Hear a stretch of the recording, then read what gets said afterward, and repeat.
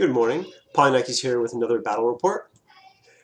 Today we have a game where I am not playing. We will be featuring the Morat Aggression Force versus the Tartary Army Core, and the mission is Mindwipe. Mindwipe's got a lot to do, right? It's a complicated mission. Here are your objectives. You can read through them. In short, destroy their AI. Don't get yours destroyed. Destroy more servers, and before you can do that, you have to activate a console. There'll be two consoles on the board. You have to hit one. Once you do that, your opponent has to hit the other one. So part of the going first strategy, right, is hit one button, defend the other one. Once you do that, you can destroy the servers. Here's their stats, and they get destroyed when they hit 0. And one of them will have the AI beacon in it, the EI beacon in it. AI. Let's go down to that. Okay, so activate a console, right? Only specialists can do it. Hackers get a bonus, I believe. And once you do so, then you roll for which one it is. Or you can choose, if you roll that high. There's also a data tracker in this mission, cunningly called an Uber hacker. They get an extra order. They get this special program, which is really pretty bad. Here it is. It's a DA ammo, damage 17 against BTS. That sounds really good, right? But keep in mind, it's burst 1. And if you go back up, you see BTS 6 on the servers, right? So getting one wound through with an order is definitely a hit or miss. It's definitely not guaranteed at all.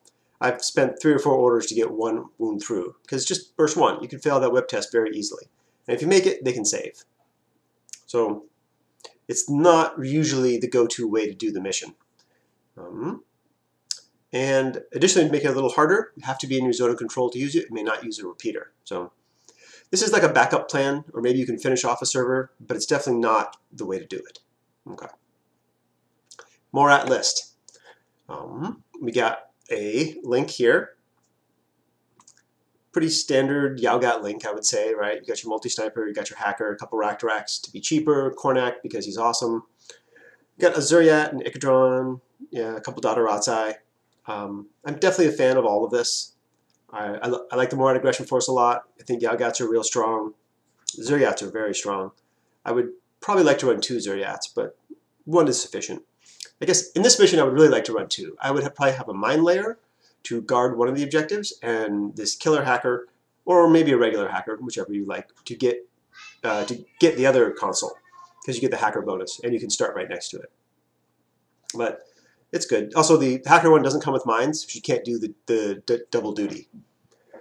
Second group over here, we got a Q-drone, a couple Pretas, and a Rassiat. The Rassiat is obviously here to do the objective when necessary. He's in group 2 because he'll sit there for a little while and then jump into group 1. But most likely that's the plan, to get a bunch of orders to do it.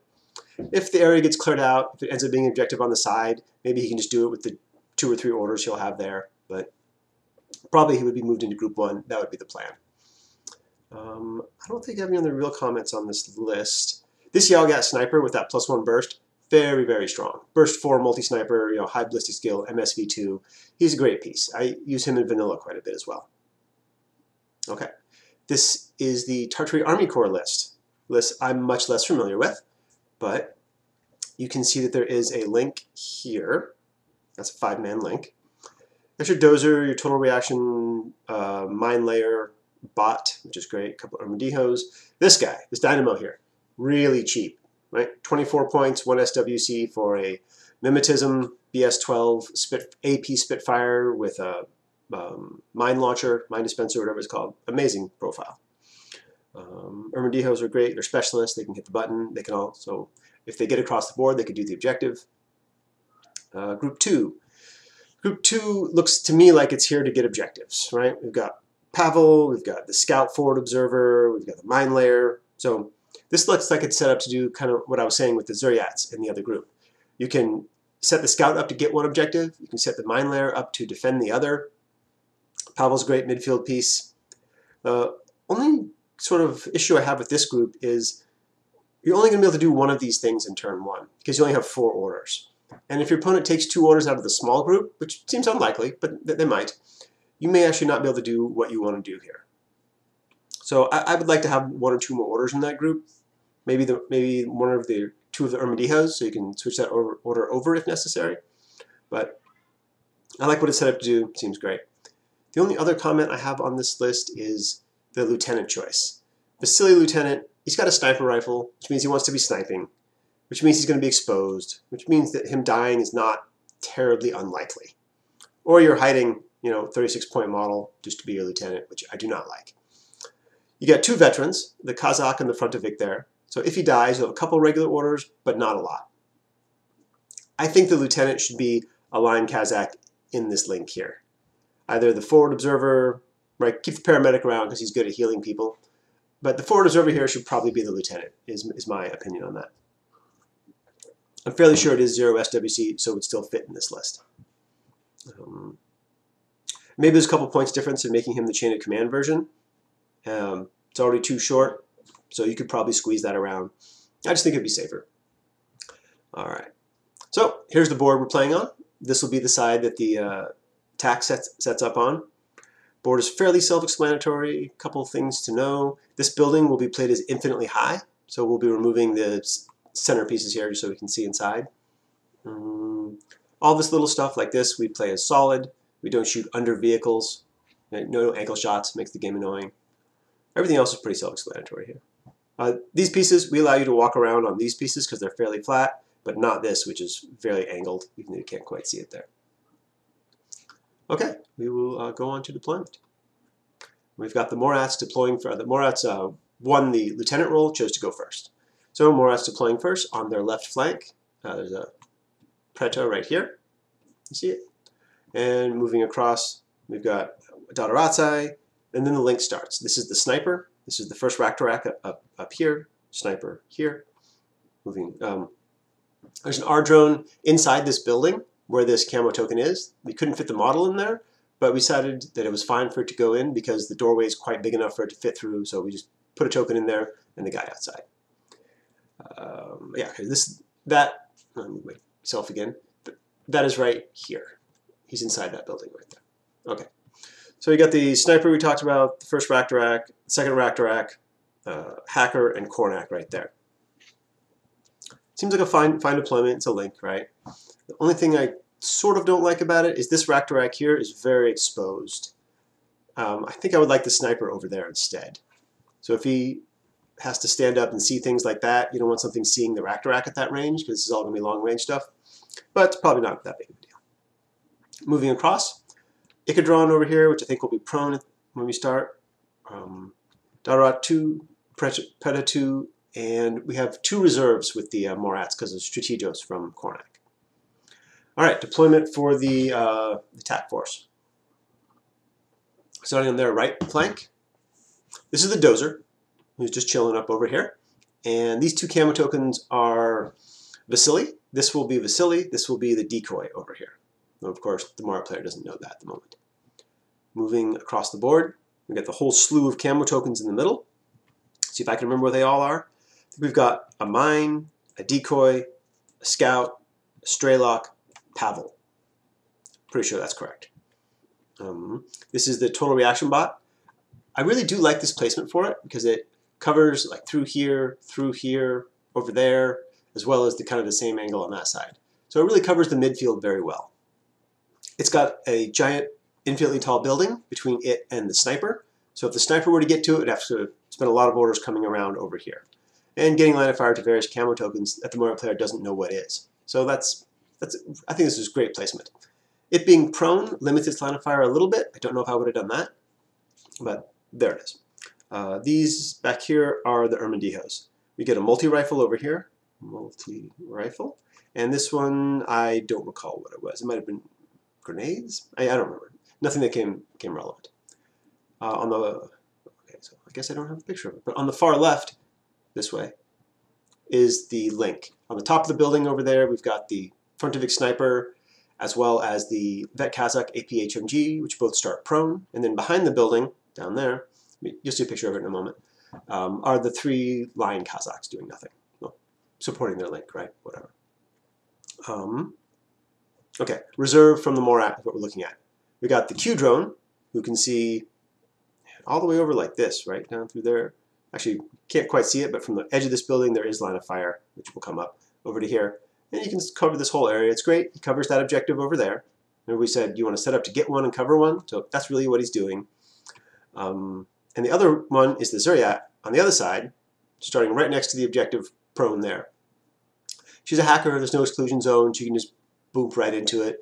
These guys can't have hidden deployment, so they can't have like a hidden killer hacker to get her right there or something, which is a common thing in this mission. Yeah, so that's theirs. Reserve for the Tartary, we've got the biker right here. Seems fine placement, right? It's back far enough that and short enough that it's not seen over the chassis of the tank here. So it's hidden there. It can move up and harass things around this objective. What it looks like is happening, again, I'm not playing, right? So I'm just sort of talking to the guys and seeing, but with the Zuryat placed to the left flank objective, the Zuryat's going to get it. There's pretty much nothing the TAK player can do about that. So this one's going to be covered, and so this biker is going to be over there to help clear out the covering for whatever specialist is going to go for it. I think the plan is the scout forward observer here, which is awesome. This down's close, can move right up to it, should be able to do it, depending how the coverage is over there. Okay, so we are going to move into turn 1. The Morap player gets 2 orders taken out of group 1, which thanks to Kornak still has 10 orders. And we start with Impetuous. This Preta runs up a little bit. This is the HVT right here, so you know it did move. And then it stops there because if it runs around, it'll get shot by TR missiles. On the Morat's right flank, the left of our picture here, the dot runs up, throws smoke over here, something like that. And then the Preta runs up behind that smoke and just like gets into it, nothing terribly. I think he runs and then dodges to be like right about here. That's the Impetuous phase. Then we start spinning, oh, one more dot. You can see him up here. He runs up and throws a smoke grenade out here. This is an important grenade because it's covering that rack that I said was a little vulnerable there, and also allows the Yalgat sniper moving around here to shoot through that area should he have a target. The dot makes the smoke, he's up there. Zuryat goes prone over to there, mashes the button, no problem. 2 dice needing 1/16 or less. They roll the objective, it turns out to be the center one, which is probably the worst case for the Morap player. Because of his rack, he can go to either side very easily. He could jump into the center, but then he has to roll, so ends up being the center one, that's fine. And then Hungry, just using his irregular order, it's moving up into the smoke, and then does a dodge, I believe, to end up over here. Not sure about this play. What is he doing here? Well, the Hungry's going to very likely die at the beginning of the TAK turn when the Link shoots him with a Burst 5 AP HMG from the Vet Kazakh. He could have dodged over here or cautious moved to be behind that, right, and looking out in this direction. Maybe he just wants to spend an order, because if the Link team gets up and moves and shoots, they're spending essentially an order, a little bit of movement maybe, but to kill this 7-point model. Maybe he's fine with that, just using the order for it. I probably would have hit it over here, because in the next turn, I could possibly Impetuous out. If that Link has moved up, chain rifle guys, and if the Link is being held back by a 7-point model from where they want to go, awesome, also cool. So I would have liked to keep the the Preta alive over here. All right, so now the Link will start moving out. Yalgat sniper in charge. Everybody's moving up. This smoke is blocking all this area here. As he moves up, he sees that camo token that we know is the decoy on the far right flank. Throws a discover at it. I think he eventually gets it. If it's not the first, then another Yalgat takes over and does discover it. They move up a little bit. I think he moved up into cover before he discovered it, right? Just in case he has to get into a firefight with it. And moving along here. This is probably where that happened, where he's in cover and everyone else is moving, covered by smoke. I think this is the Dadarazai moving up again, right? He was behind his smoke, he moved up again over to here, and moves up again over to there. Nobody's really seeing anything. I think a couple camo tokens might have seen him there, but didn't do anything. And he stopped just shy of being shot by the total reaction rockets from the Mulebot. All right, so they're all moving up in position again. Kornak's going to this corner. He's planning on moving over here to shoot the Mulebot we just talked about with his Mark 12. I think that's the plan. Everyone moves up there. Someone moves into the center of the room. It may have been Kornak to get a discover through here like that on something. I don't remember what it was. May have been Straylock over there, but he failed. I think that's what happened. And the Yalgat moves up to here and finds there's a little line of fire from this camo token over this building right here. We know that's Vasily. Of course, the Morap player doesn't know. But well, after a little discussion, making sure that that line of fire is there, we put a silhouette. We decided indeed it was. The Discover is successful, and then they get into a firefight, and there's a little discussion over this. At first, we thought that the Yaugat would have to vault this in order to get line of fire, and we had a discussion about cover. And the discussion came down to this little nub right here would provide cover if he had to vault over that, because you could have cover while vaulting. There's no rule against it, right? And you don't move like at an angle when you're vaulting. You just suddenly become in this position taller. So there would never be a point where he was not touching this wall, and the little nub would be there. But that ended up not being important because he did not need to vault to see Vasily where he was. So they get into a firefight. Firefight works out for the core link Yaugat. There's 4 sniper, puts 1 wound on Vasily, which sends him dogged. So now that he's dogged there, the Yaugat doesn't want to move again, because he would risk that firefight again, which is in the Yaugat's favor, but Vasily's already going to die, so you don't really want to take that shot again. This is a good illustration of why you should not maintain line of fire after an order if you don't need to, right? So there's plenty of movement for this Yaugat. Could have first moved, gone prone, crawled over here, right? Or just moved in that direction, or moved back, and then not had line of fire to Vasily. And if the engagement did not go well for Vasily to be unconscious or dogged or whatever, he could just walk back to the same spot and do it again with the next order. Not really losing anything. So a little bit of a mistake to leave him there, unless that's where he wants to be for the next turn, you know it. But okay. Vasily dogged. The Zuryat in the center goes into not camo, but impersonation level 1 with her killer hacking device. That's fine. It gives her a little more protection. Dadaratsi on the left flank moves up into the smoke here, and then goes prone, crawls over here. I like that a lot better than positioning of the Gaki here, because he's obviously a little safer. Same with the other Dadaratsi, goes prone on the other side, moves over. Don't like that as much, because again, the objective that the TAK is going to have to hit is right here. So anything you can do to cover that objective was good. So a Dadaratsi like standing here, right, basically has chain rifle over the objective, so you have to shoot out the dot before you get there. I don't know if the Morap player knows that his opponent's going to lost lieutenant, but if he does, then if he does, then every order you spend trying to clear the objective is going to be really important, because you're not going to have a lot of regular orders to go get the objective. So I think this dot should have been standing right there, holding the objective. Preta on the other side just moves up a little bit. It doesn't want to get total reaction rocketed. And I believe that's the end of the Morat turn. The Morat player had a long, hard think about his TR bot, the Q drone, shooting the TR mule bot. It would have been bad range for everybody, so a lot of low dice, probably not worth the order. And he eventually did not do it. Okay, so we're on to Tartary Army Core, turn 1. And as promised, this is the link over here. The Vet Kazakh takes control.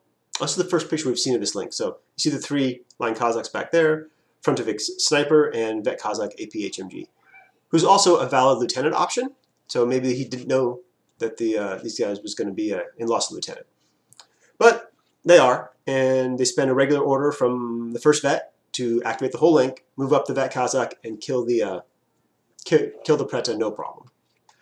And then they switch link leader, second regular order from the veteran, who is the Frontovic. He moves over to this corner, the Vet Kazakh goes prone, the guys in the bottom do nothing, and he's able to gain that really long line of fire from the corner to the TR bot there. This is a great shot for the link, because they've still got their core link, they've got good range. The Frontovic has MSV1, so ignores the mimetism. The height of the building ignores the cover for the Q drone over there.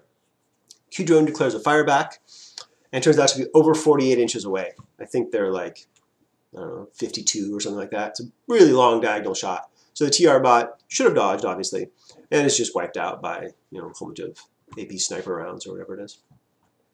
This is a good overview of the battlefield here. You can see the objective got by the Morats console they want to get, the objective over here that the Tartary Core wants to get to, the Yaugat standing right here, kind of covering that way. Yeah, good overview of the battlefield there. Okay, so After a bit of discussion, not discussion, planning, the Ariadne player decides that with a couple expenditure of command tokens, he has enough orders to run this Ermendijo with his, the one with the multi-rifle, all the way up here, and by spending all of his command tokens, get one shot with his chain rifle onto the link team. You can hit 3 or 4 of them, I think, and so he decides that that's worth it. Because if he can kill 1 or 2 guys in that link, that's going to severely reduce their power. So the Ermendijo starts running, spends obviously his Impetuous was first, and then his irregular order, and then starts spending command tokens. Runs up over here. This, I think, is a significant mistake by the Morat player. That's the Zuriat. Yes, she's in her little impersonation thingy, but whatever. She's already done her job, gotten this. I think she should have broken her marker state to shoot at the Ermendijo here. Ermendijos do not have dogged, so if she puts him down, that's the end of that attack run. And he's already spent a couple of command tokens and orders doing it. So I think that's a great shot. If he does not put her down, if the Ermendijo decides to react to her at all, by shooting, if he dodges, he probably still gets the attack. But if he shoots, he won't then have the order to get the shot over here. Because remember we said, after spending all the command tokens, he would only have 1 shot on the link team.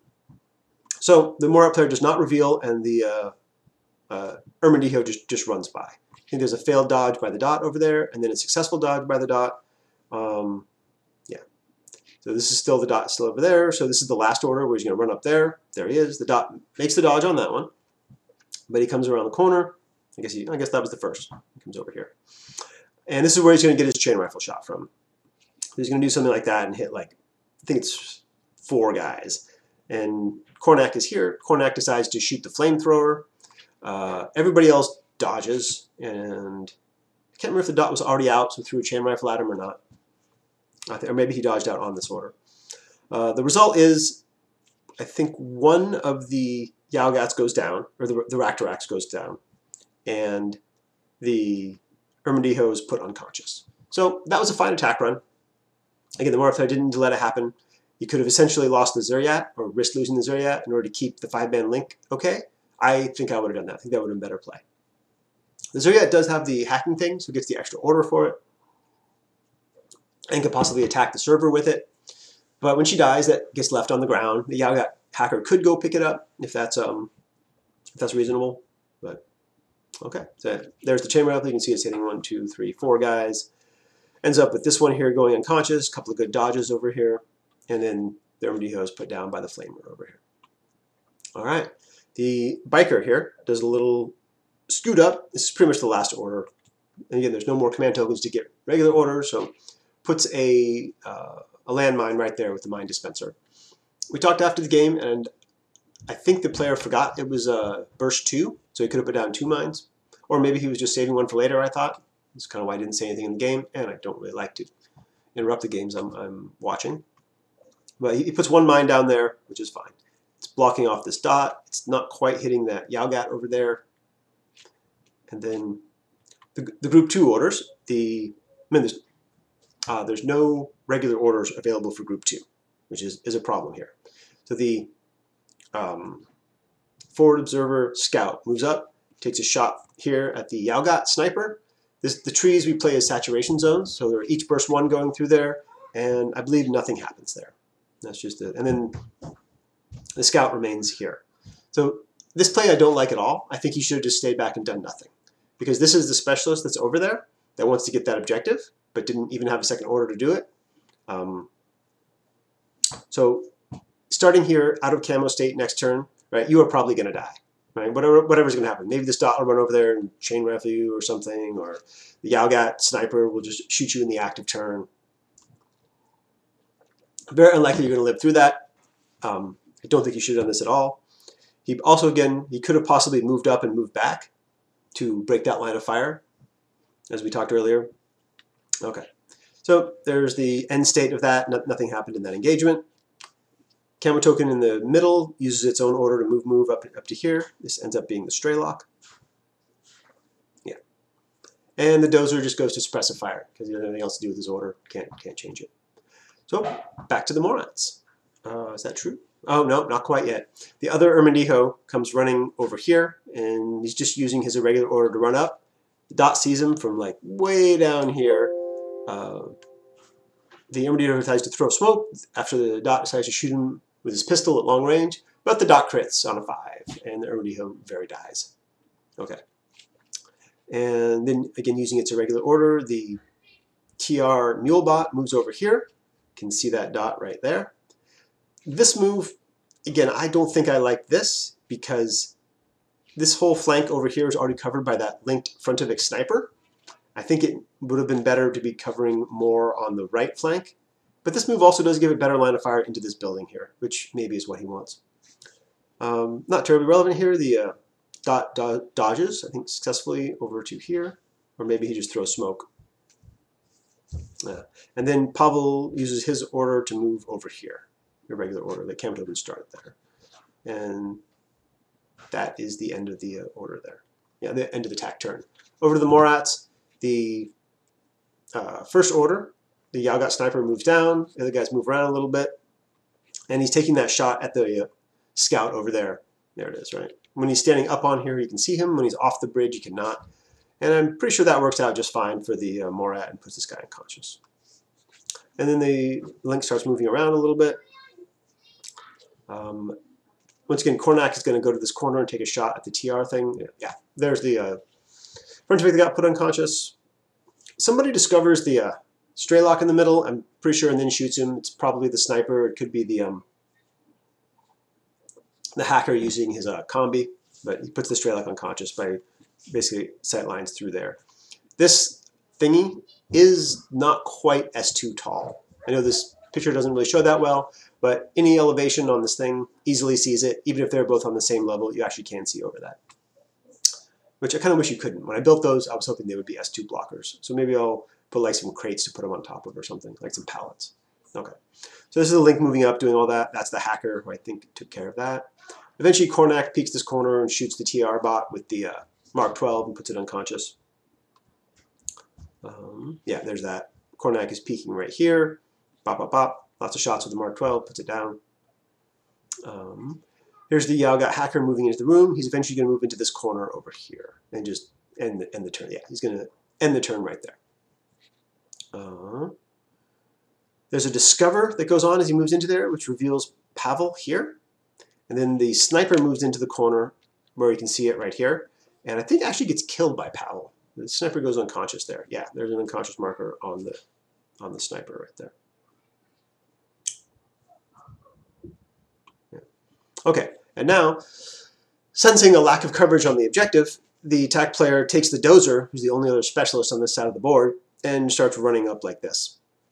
Again, this could have been avoided by having that stray lock, scout not make that attack last turn, which wasn't a very effective attack, I think. So, a couple orders of running, runs up to here, runs up to there, gets the objective. Obviously we're over to the TAK turn, where the Yaugat ended in there, which is within range, and so it gets a spotlight off on this dozer. Not super important, but the dozer gets the objective and bounces back over to here and gets targeted. So now they've hit the button. That's really good. Right, TR bot's down, Dotaratsai is prone, so there's really nothing covering this objective right now. Hits the button, rolls, and I believe also gets the center objective over there. The link then activates with the veteran Kazakh, who's behind me right here. He moves up to shoot the Dotaratsai, but the dot makes a dodge and gets over here. Over here. Yep, there's the dot. He just dodges in that direction. The biker zips up to here. It's going to move up like this to get a shot on somebody. I think it's Kornak. It spends a couple orders moving up. Yeah, Kornak is standing right here, and that's the shot right there. The TAK player said that he kind of lost track of the turns at this point and thought it was turn 3. He runs up to there and gets killed by Kornak. Kornak's high ballistic skill in a link, despite the mimetism, he's able to win the face-to-face and put the biker unconscious. This is a rash play. I don't think it was necessary at all. Again, he said he thought it was last turn, so he may as well, but it's not.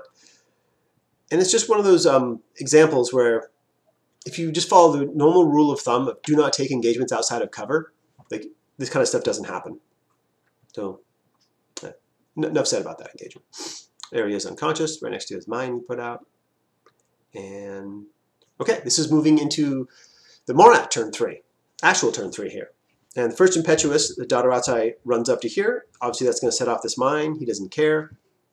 The Dozer, I believe, dodges to try to dodge the chain rifle, but the Morat shoots him with a heavy pistol. And because he's targeted, the two 17s are both crits from the Dotaratsai's heavy pistol. We now realize that if you remember N3, one of the most deadly weapons was the Kongshi pistol. Well, now it's the Dot heavy pistol. Much, much better. So, of course, the guy's killed. So now, it being turn 3,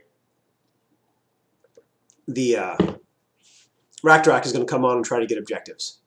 I believe that nobody in Group 1 was fully dead by this time. But a lot of unconscious, but nobody dead. So in order to get orders for the Raktarak, he has to spend a command token to move a corpse out of the group, and then another command token to move the Raktarak into the group. He'd planned for this by not spending command tokens. That isn't really a problem. And the Raktarak appears over here. Now remember, he could jump in to save an order, but it's really risky because if he fails it, he has to spend like 5 orders running across the board. Might get killed even, right? So he appears right here, and enemy sniper can see down like this, basically. So with a couple of orders, he's able to run over here. He fails a couple of smokes. Eventually gets to this objective. His first smoke failed. Runs. Eventually he does put an Eclipse right here. Runs over to this objective. Is able to bin it in one order with a decharge. Boom. Knocks it over. In the middle, I think he's trying to clear that sniper. He moves up this link, and I think he realizes he's not going to be able to do it easily with enough orders to get the Raktarak onto the, not the Raktarak, the Diplomat onto the objective, so he stops. He goes back over here. He moves up, eventually gets another smoke grenade, like over here. Yeah, there it is, over there. Moves up into that smoke grenade, runs onto this objective, puts another decharge on it. Only does 1 wound to it this time, though. And the enemy sniper kills him. So that's why he's not there, and that wound is on this. So the other option you have is bring in the Zuriat and try to kill or hack it. But as I discussed at the beginning of the order, that's not a very efficient way to actually do wounds to these things. And the Raktarak was a much better option. But pretty much spent all the orders, gets there, does nothing. Or does 1 wound to it, which is not anything. And then on the Tartary turn, there's not much left to do. He can't get across the board to the objective. He just has the Vet Kazakh move to the edge of the building and do a long skill jump over here, and then rescue on this bot who's unconscious. Which leaves us with a final score of, I believe, 7-4. This might have been a 3. I can't recall if rescue requires you to be outside of your deployment zone, in which case it wouldn't have scored it. If it doesn't, it requires 3. It's 3, but not a big difference. Interesting game. We saw a lot of good fighting, a lot of good objective getting, a lot of bad objective getting, and ignoring of covering the objectives. I think the biggest mistake the Morat player made was not covering the objective on his right. And the biggest mistake the TAK player made was getting that scout killed, which wasn't really necessary, I thought. Yeah, that's all I have for this game. Hope you guys enjoyed the report, and feel free to ask questions below. I'll let you know what I can. Thank you, and ciao.